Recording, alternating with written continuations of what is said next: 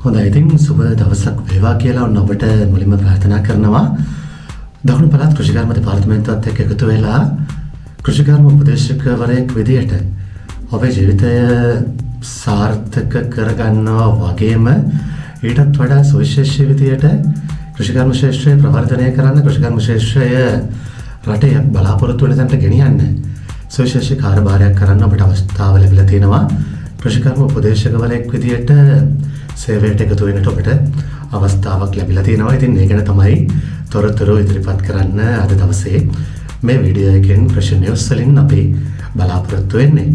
ඉතින් දකුණු පළාත් රාජ්‍ය සේවා කමිෂන් එක මේ ගැන පළ කරලා තියෙන දැන්වීමත් එක තමයි මම ඔබට තොරතුරු ඉදිරිපත් කරන්න බලාපොරොත්තු වෙන්නේ. මේ සඳහා වැදගත් වෙන සියලු තොරතුරු ඔබට ඉදිරිපත් කරනවා මේ වීඩියෝ එකෙන්. ඒ නිසා අපිත් එක්ක රැඳී සිටින්න. මෙන්න මෙහෙම තමයි දැන්වීම තියෙන්නේ. දකුණු පළාත් රාජ්‍ය සේවා කමිෂන් සභාව දකුණු පළාත් රාජ්‍ය සේවයේ කෘෂිකර්ම දෙපාර්තමේන්තුවේ අධීක්ෂණ කළමනාකරණ සහකාර තාක්ෂණික සේවා ගණයේ කෘෂිකර්ම උපදේශක 3 වන ශ්‍රේණියේ තනතුරු සඳහා බඳවා ගැනීමේ ව්‍යවෘත තරඟ විභාගය 2025. එතකොට මෙන්න මෙහෙම තියෙනවා දකුණු පළාත් කෘෂිකර්ම දෙපාර්තමේන්තුවේ කෘෂිකර්ම උපදේශක 3 වන ශ්‍රේණියේ තනතුරු සඳහා බඳවා ගැනීමේ ව්‍යවෘත තරඟ විභාගය දකුණු පළාත් රාජ්‍ය සේවා කමිෂන් සභාව විසින් 2025 නොවැම්බර් දෙසැම්බර් මාස පවත්වනු ලබන බව මෙයින් නිවේදනය කරනු ලැබේ. ඒ සඳහා වන ආයුධම් පත දකුණු පළාත් රාජ්‍ය සේවා කමිෂන් සභාවේ www.psc.sp.gov.lk මම ලින්ක් එක දානවා බය වෙන්න එපා කලබල වෙන්න එපා. වෙබ් අඩවියේ පළ කර ඇති අතර ආයුධම් පත ඉදිරිපත් කළ හැක්කේ ඔන්ලයින් ක්‍රමයට පමණයි. මාර්ගගත ක්‍රමයට පමණයි ඇප්ලිකේෂන් දාන්න පුළුවන්. ආයුධම්පත් බාර ගන්න අවසාන දිනය 2025 ඔක්තෝබර් මාස 24 වෙනිදා. දැන් අද ඔක්තෝබර් මාසයේ 5 වෙනිදා 24 වෙනිදා තමයි ක්ලෝසින් ඩේට් එක. අන්තිම වෙනකම් බලන් ඉන්න නැතුව ඉක්මනට ආයුධම් කළත් හොඳයි.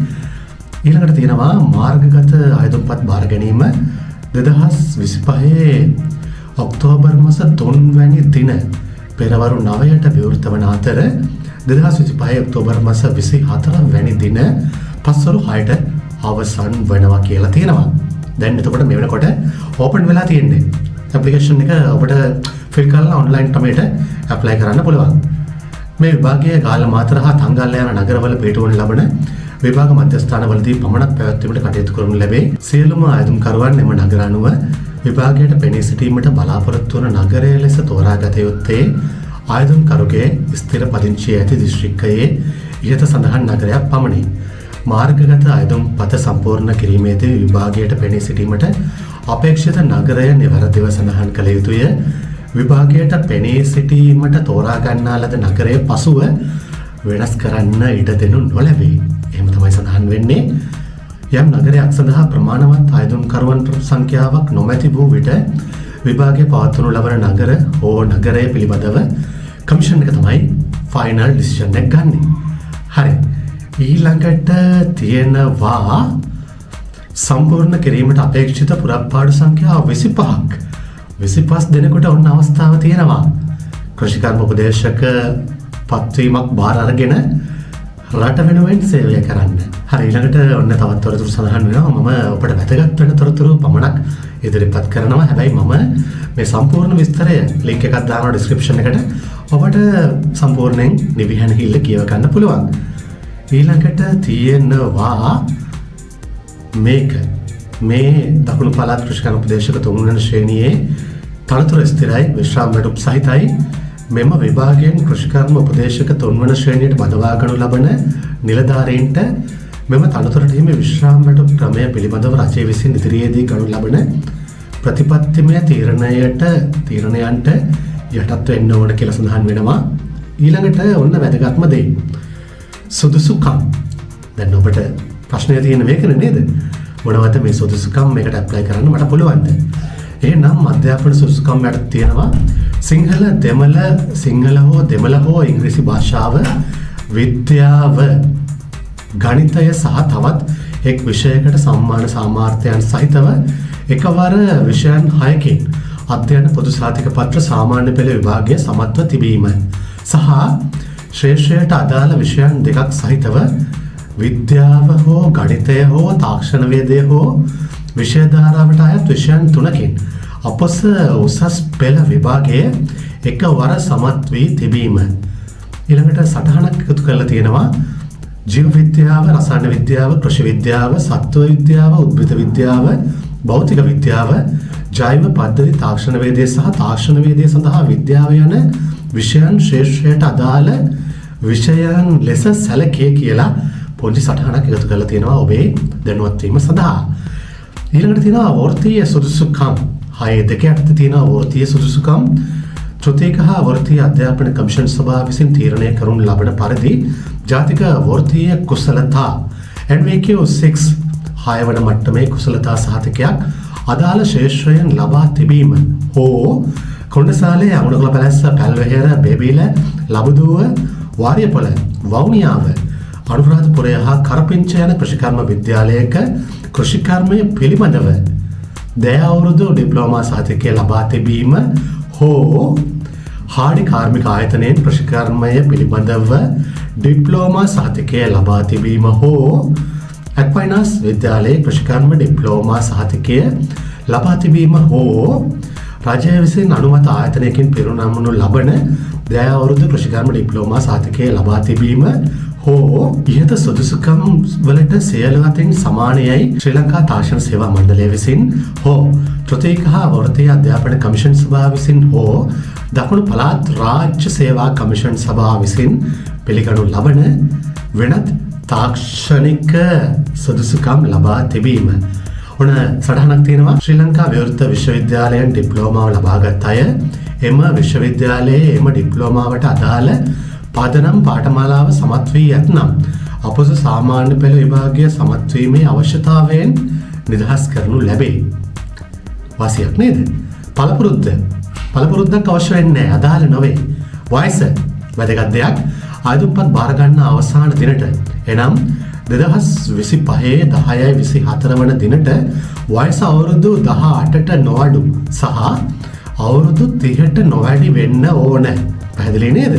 ඒ අනුව 2007 10/24 දිනට හෝ ඊට පෙර හා 1995 10/3 වන දිනට හෝ ඊට පසු උපන් දිනයේදී ඇති අයට පමණක් මේ සඳහා ආයුධම් කරන්නට සුදුසුකම් ලැබෙනවා කියලා සඳහන් වෙනවා. ඊළඟට තියෙනවා කායික සුදුසුකම්. සෑම අපේක්ෂකයෙක්ම දකුණු පළාත තුළ ඕනෑම ප්‍රදේශයක සේවය කිරීමට මන සෞඛ්‍ය තත්ත්වයෙන් හා තනතුරේ රාජකාරී ඉටු කිරීමට ප්‍රමාණවත් ශාරීරික යෝග්‍යතාවයකින් යහපත් චරිතයකින් යුක්ත විය යුතුයි. ඒක ඉතින් වැදගත් නේද? ඒක ඕනෑම රැකියාවක් කරන්න වැදගත් වෙනවා. තවත් සුදුසුකම් තියෙනවා. ඒවා සාමාන්‍ය සුදුසුකම්. ආයතනකර ශ්‍රී ලංකා පුරවැසියෙක් වෙන්න ඕන, විශිෂ්ට චරිතයකින් යුක්ත වෙන්න ඕන. මේ වගේ සුදුසුකම් ගොඩක් තියෙනවා. ඊළඟට තියෙනවා දිස්ත්‍රික් ජනගහන අනුපාත පදනම් මත තෝරා ගැනීම. ඔන්න තෝරා ගැනීම සිදු කරන්නේ මේ විදිහට ආයතනකරුවන් විසින් තමන් පුරපාඩු සඳහා තරඟ කිරීමට තෝරා ගන්න ලබන දිස්ත්‍රික්කය මාර්ගගත ආයතනපත සම්පූර්ණ කිරීමේදී නිවැරදිව සඳහන් කළ යුතුයි. සේවයට බඳවා ගැනීම නියෝජනාත්මක පදනමක් මත කෙරෙනු ඇත. එක් පරිපාලන දිස්ත්‍රික්කයක ජනසංඛ්‍යාවට සමානුපාතිකව එම එක් දිස්ත්‍රික්කය සඳහා පුරපාඩු සංඛ්‍යාවෙන් නියමිත ගණන වෙන් කරනු ලැබේ. යම් දිස්ත්‍රික්කයකින් පිරවිය යුතු පුරපාඩු සංඛ්‍යාව සඳහා තරග කිරීමට සුදුසුසන් වනුයේ එම දිස්ත්‍රික්කයෙන් ඉල්ලුම් කරන ආයතනකරුවන් පමණි. යම් දිස්ත්‍රික්කයකට ඉහත සඳහන් පරිදි වෙන් කළ පුරපාඩු සංඛ්‍යාව එම දිස්ත්‍රික්කය සඳහා ආයතන කර සුසුකම් සපුරන ලද ආයතනකරුවන්ගෙන් පිරවිය නොහැකි අවස්ථාවලදී එම පුරපාඩු සංඛ්‍යාව යාබද දිස්ත්‍රික්ක අතර එම දිස්ත්‍රික්කවල ජනසංඛ්‍යාවට සමානුපාතිකව නැවත බෙදා හරිනු ලැබේ. මම හිතන්නේ පැහැදිලි වෙන්නේ නැති. පැහැදිලි නැත්නම් නැවත පාරයක් වීඩියෝ එක රීප්ලේ කරලා බලන්න. හොඳද? ඊට පස්සේ තියෙනවා කිසිම අපේක්ෂකයෙකුට එක් දිස්ත්‍රික්කයකට වැඩි ගණනක පුරපාඩු සඳහා තරඟ කිරීමට අවසර දෙනු නොලැබේ කියලා සඳහන් කරලා තියෙනවා. ඊට පස්සේ ඔන්න පේපර් එක ගැන තියෙනවා, විභාගය ගැන තියෙනවා, එක්සෑම් එක ගැන තියෙනවා. මෙම විභාගය සිංහල, දෙමළ හා ඉංග්‍රීසි මාධ්‍යයෙන් පැවැත්වේ. ආයතන කරුවෙකු තමාට අදාළ එක් මාධ්‍යයක් තෝරාගත යුතු අතර විභාගයට නියමිත සියලුම ප්‍රශ්න පත්‍ර සඳහා එම මාධ්‍යයෙන්ම පිළිතුරු සැපිය යුතුයි. එල්ලුම් කරන මාධ්‍ය පසුව වෙනස් කරන්න දෙන්නේ නැත. විභාගය පේපර්ස් දෙකක් තියෙනවා. පළවෙනි එක තමයි බුද්ධි පරීක්ෂණය. පැය 1යි කාලය. මුල් ලකුණු 100යි සමත් වෙන්න ලකුණු 140ක් ගන්න ඕන. දෙවෙනි පේපර් එක තමයි විෂයානුබද්ධ තාක්ෂණික ප්‍රශ්න පත්‍රය. සබ්ජෙක්ටිව් ටෙක්නිකල් පේපර් එකක්. කාලය පැය දෙකක් ලැබෙනවා. මුල් ලකුණු 100යි 140ක් ගන්න ඕන සමත් වෙන්න. හරි. ඊළඟට දැන් මේක තියෙනවා මේ විෂයන් පිළිබඳව විස්තරය. ඒ කියන්නේ ඔබ ප්ලෑන් කරන්න ඕන සබ්ජෙක්ට්ස් මොනවද කියලා, වේ නිෂ්පාදනය, වෙනත් ශේෂ භෝග නිෂ්පාදනය, එළවලු නිෂ්පාදනය, පස හා ශාක පෝෂණය, ශ්‍රී ලංකාවේ දේශගුණික කලාප කොහොමද තියෙනවා. බයන්න දෙයක් නැහැ. ලින්ක් එකකින් ඩවුන්ලෝඩ් කරගන්න. ඒ ටික ඔබට බලන්න පුළුවන්. මල් වගාව, ආරක්ෂිත ගෘහතුල භෝග වගාව, සත්ව පාලනය, කෘෂිකර්ම ව්‍යාප්තිය, ඇග්‍රිකල්චර් එක්ස්ටෙන්ෂන්, පටක රෝපණය ගොඩක් තියෙනවා. හරිද? ඊළඟට විභාග ප්‍රතිඵල www.psc.sp.gov.lk සයිට් එකෙන් තමයි පබ්ලිෂ් කරන්නේ. ආයුධම් කළ යුතු පිළිවෙල සියලුම ආයුධම්කරුවන් www.psc.sp.gov.lk යන දකුණු පළාත් රාජ්‍ය සේවා කමිෂන් සභාවේ නිල වෙබ් අඩවියට පිවිස විභාගය නිවැරදිව තෝරාගෙන අදාළ තොරතුරු ඇතුළත් කර විභාග ගාස්තු ගෙවීමෙන් පසු ආයුධම්පත දකුණු පළාත් රාජ්‍ය සේවා කමිෂන් සභාව වෙත යොමු කළ යුතුව ඇත. මෙම විභාගය සඳහා ආයුධම් කිරීමේ කාල සීමාව 2025 ඔක්තෝබර් 24 වන දින පස්වරු 6න් අවසන් වේ. මම මේ කලිනුත් කිව්වා නේද? ඔන්ලයින් ක්‍රමයට තමයි ආයුධම්පත දාන්න ඕන. ඊළඟට තියෙනවා ඔබට වැදගත් වෙන තවත් තොරතුරු ගොඩක් තියෙනවා. විභාගය සඳහා තෝරා ගැනීමේ ක්‍රමය, සාවද්‍ය තොරතුරු සැපයීම, ආයුධම්පත පිළියෙල කිරීම, නිවැරදිව සකස් කිරීම, මේ වගේ ගොඩක් විස්තර තියෙනවා. ඉතින් මේ තොරතුරු මම හිතන්නේ ඔබට බලා ගන්න පුළුවන්. මම ඒ වෙනුවෙන් කාලය ගන්න අවශ්‍ය නැහැ.